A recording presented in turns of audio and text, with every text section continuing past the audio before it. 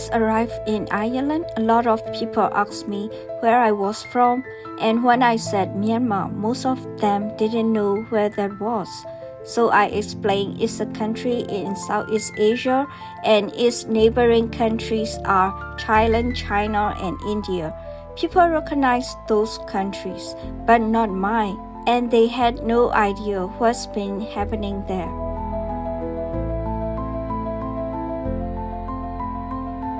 Hi, my name is Tulip. This is my story.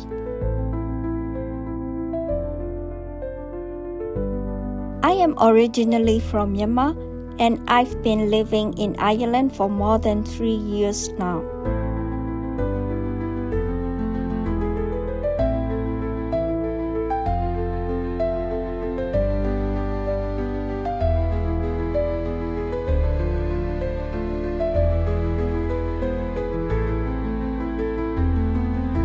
The reason I'm here is because of the military coup that happened in my country.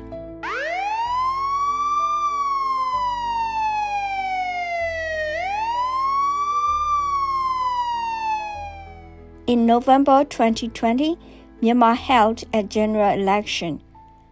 The opposition party, the NLD, won by a landslide, while the military-backed party lost badly. They were not happy with the result.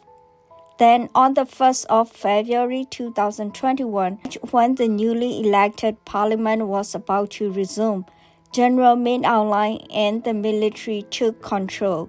They detained many political leaders, including President Win Myint and State Councillor Aung San Suu Kyi. Just a few days after the coup, protests started breaking out across the country. People took to the streets, demanding the military respect their votes, abolish the 2008 constitution, restore democracy, and build a federal democratic system.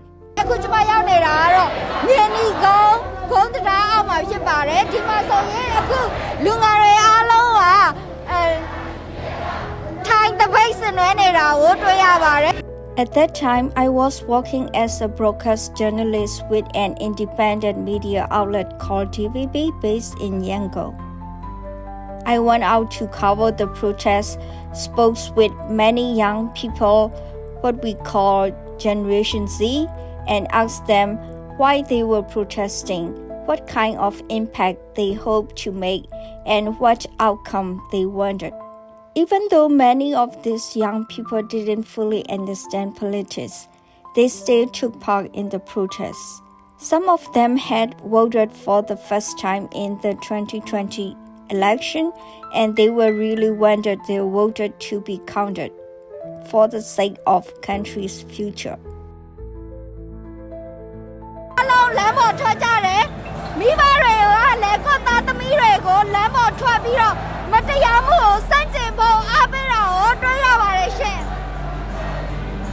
But around 2 weeks into the protests, things started to change.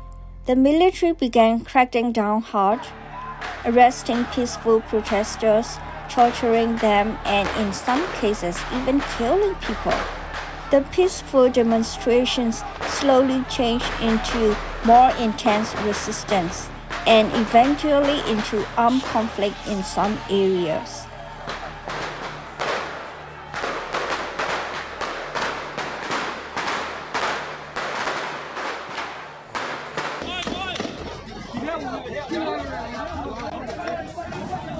During this time, many journalists were also arrested. The military wanted to cut off the flow of information and hide the human rights abuses, both from people inside Myanmar and from the international communities.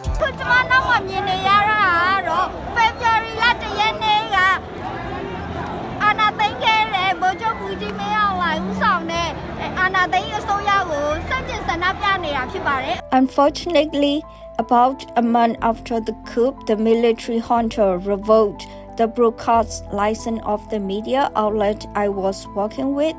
That meant it became illegal for us to report and broadcast from the ground.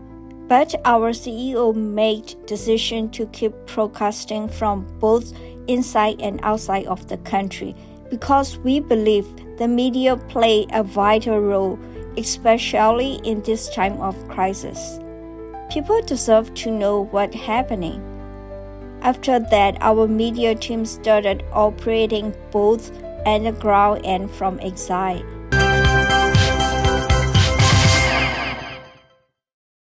မင်္ဂလာပါလူငယ်အတန်စီစဉ်အကျိုးဆိုပါရစေဒီနေ့လူငယ်အတန်စီစဉ်မှာတော့လူငယ်တွေနဲ့ပတ်သက်ပြီးကောင်းတို့ရရသတင်းတွေလူငယ်တွေထဲကလူငယ်တို့ဘဝတွေလူငယ်တွေရဲ့အမြင်တွေကိုစူးစီးတင်ဆက်ပေးမှာဖြစ်ပါတယ်ရှုစားကြည့်ရအောင်နော် In my own neighborhood, many people knew I worked for the media and there were lots of informers around.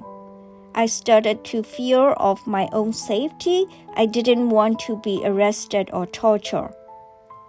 Because in Myanmar, we have a long history of journalists being arrested or even killed for their work. I didn't want that happen to me. What I was thinking at that time was, if I still alive and free, I can still help my country in other ways. That's why I escaped from Yangon and went to the Thai-Burma border.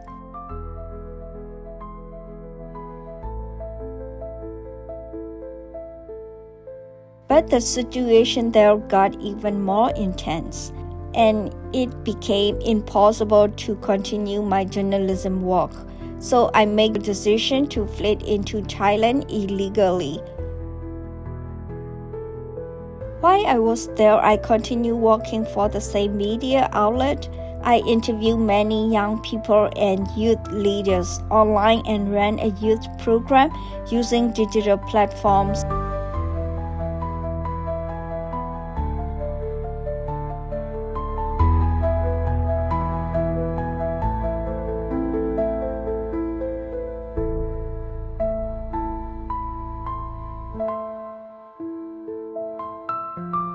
But life in Thailand wasn't secure. I didn't have proper document and felt at risk. So I reached out to UNHCR Thailand. I explained everything that I have been through and my current situation. A few months later, they replied and told me that the Irish government was willing to help me find refuge in Ireland. That's how I ended up here.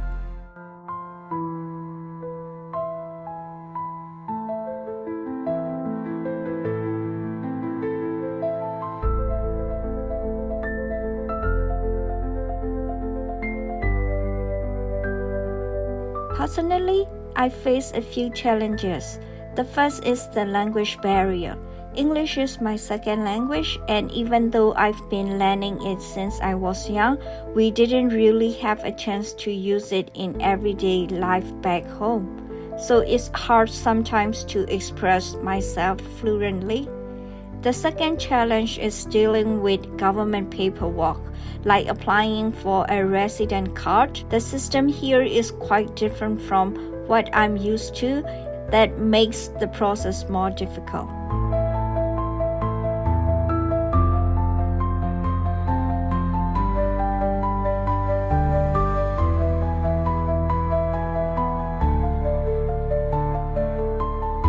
As for my career, although I have 14 years of experience as a broadcast journalist, I haven't been able to apply that here because all of that experience is from another country and in a different language.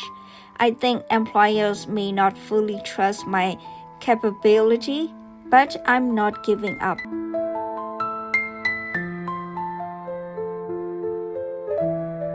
I believe there is a place for me here where I can contribute meaningfully with the skills I already have.